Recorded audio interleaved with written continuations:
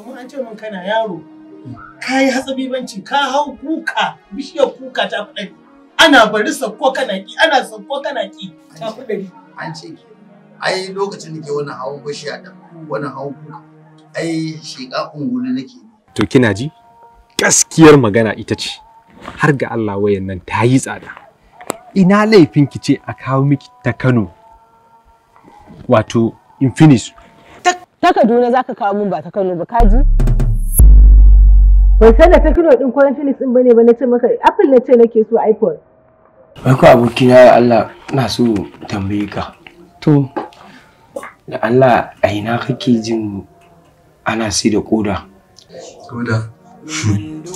Suleiman nawa wallahi zoliya kai yawa ne da ita. Me isa kake haka wannan wace irin magana ce? Kai ana ma magana serious kana yin wata irin magana. Inda ake si da koda so ne kika gaya min farashinta. Neman duniya